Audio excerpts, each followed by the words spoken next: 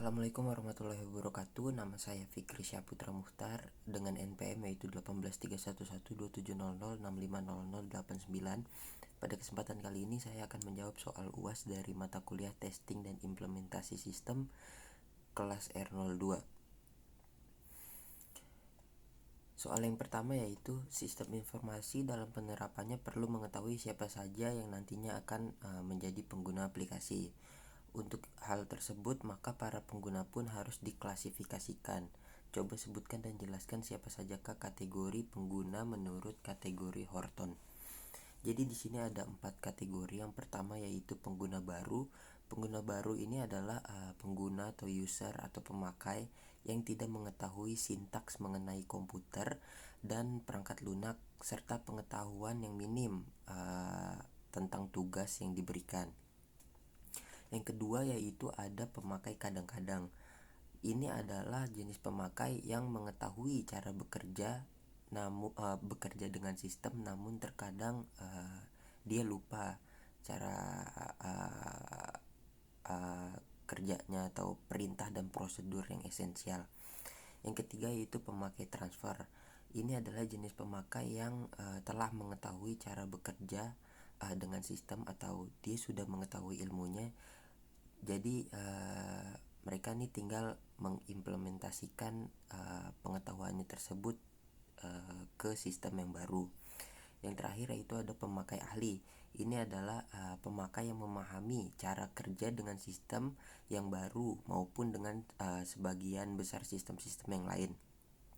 Tuntutan utama mereka adalah waktu respon yang cepat.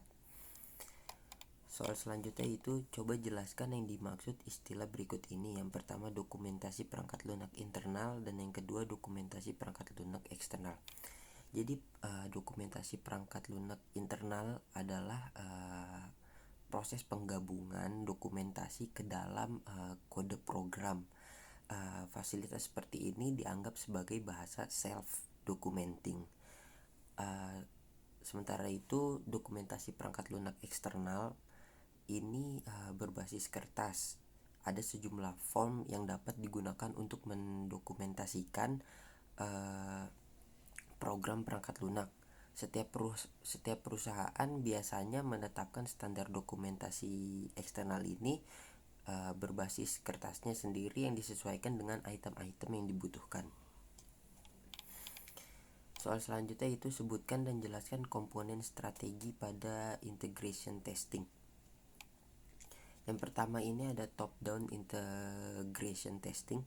Top down integration testing ini merupakan metode pengujian di mana tahap-tahapnya berlangsung dari atas ke bawah. Metode ini mengikuti aliran kontrol atau struktur arsitekturnya, misalnya dimulai dari GUI atau menu utama, komponen atau sistem yang digantikan oleh sub. Yang kedua yaitu ada bottom up integration testing. Sesuai dengan arti namanya, bottom up integration testing adalah metode pengujian integration testing yang titik awalnya dimulai dari bawah sampai berlanjut hingga ke atas. Yang ketiga ada regression testing. Ini merupakan jenis software testing yang digunakan untuk mencari software regression. Software regression tersebut adalah suatu kondisi di mana software yang sebelumnya sudah ada dan sudah berjalan secara baik, secara tidak sengaja memiliki cacat atau kesalahan dikarenakan adanya perubahan, baik penambahan atau pengurangan pada satu atau beberapa bagian software. Yang terakhir yaitu ada smoke testing. Ini adalah jenis pengujian perangkat lunak yang dilakukan setelah perangkat lunak dibuild untuk memastikan bahwa fungsi penting dari program ini bekerja dengan baik. Ini dijalankan sebelum setiap tes fungsional atau regresi rinci dijalankan pada perangkat lunak membangun. Tujuannya adalah untuk menolak aplikasi yang rusak parah sehingga tim QA tidak membuang waktu menginstall dan menguji aplikasi perangkat lunak.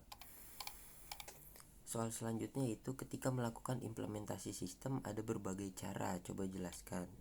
A. Dalam kondisi apa pengembang sistem melakukan implementasi sistem dengan cara paralel Dan yang B, dalam kondisi apa pengembang sistem melakukan implementasi sistem dengan mengambil keputusan cutover. Jadi implementasi sistem dengan cara paralel itu umumnya diperlukan atau pengembang sistem melakukan implementasi sistem paralel ini dalam kondisi saat kapasitas yang diperlukan sangat besar, baik karena harus mengolah data dalam jumlah besar misalnya itu di industri keuangan, bioinformatika dan lain-lain, ataupun karena tuntutan proses komputasi yang banyak. Selain itu juga biasanya ditemui di kalkulasi numerik untuk menyelesaikan persamaan matematis di bidang fisika atau fisika komputasi, di bidang kimia atau kimia komputasi dan lain-lain. Keuntungannya ini mengurangi resiko terhadap kegagalan dari sistem baru. Yang kedua yaitu cutover. Cutover ini biasanya dilakukan pada kondisi sistem lama dianggap sudah tidak layak sehingga harus langsung digantikan dengan sistem yang baru. Soal selanjutnya itu ada beberapa jenis sistem maintenance. Silakan Anda sebutkan dan jelaskan. Yaitu ada 4 sistem maintenance. Yang pertama ada corrective maintenance. Ini adalah jenis maintenance yang perlu dilakukan ketika terdapat sebuah bug dalam sistem informasi. Bug yang dimaksud dalam hal ini adalah kesalahan pada sebuah perangkat lunak sehingga sistem informasi tidak dapat berjalan dengan baik. Yang kedua ada adaptive maintenance, yakni lebih mengacu pada sistem yang dibuat harus mengadaptasi perubahan di mana sistem informasi tersebut digunakan. Hal ini contohnya adalah ketika sebuah sistem informasi di-upgrade agar semakin opsional dalam penggunaannya. Yang ketiga ada preventive maintenance. Ini adalah bentuk maintenance ini adalah melakukan perbaikan untuk meningkatkan kualitas tanpa mengubah fungsi sistem informasi seperti semula. Yang terakhir ada preventive maintenance. Ini merupakan gabungan dari ketiga jenis maintenance yang tadi. Maintenance ini lebih merupakan tindakan pencegahan munculnya bug yang dapat mengganggu kelancaran dari sebuah sistem informasi. Selanjutnya yaitu sebutkan dan jelaskan 4 pendekatan dalam operasi pengkonversian sistem baru. Yang pertama ada konversi langsung atau cutover. Ini adalah perubahan sistem yang dilakukan dengan cara menghentikan sistem lama dan langsung menggantikannya dengan sistem yang baru. Sistem ini merupakan sistem yang paling efisien atau paling murah dibanding pendekatan atau konversian sistem-sistem lainnya. Yang kedua ada konversi paralel. Pada metode konversi ini sistem baru dan sistem lama dijalankan sesama bersamaan. Setelah melalui masa tertentu, jika sistem baru telah dianggap berhasil untuk menggantikan sistem lama, maka sistem lama akan segera dihentikan dan yang digunakan adalah sistem yang baru. Yang ketiga ada konversi bertahap. Metode konversi bertahap ini dilakukan dengan menggantikan suatu bagian dari sistem yang lama dengan sistem yang baru. Jika terjadi sesuatu, bagian yang baru tersebut akan diganti kembali dengan yang lama. Jika tidak masalah, maka modul-modul baru akan dipasangkan lagi untuk mengganti modul-modul lama yang lain. Yang terakhir ada konversi pilot. Pendekatan konversi pilot ini dilakukan dengan cara menerapkan sistem baru hanya pada lokasi tertentu yang diperlukan sebagai pelopor. Jika konversi ini dianggap berhasil, maka diperluas ke tempat-tempat yang lainnya.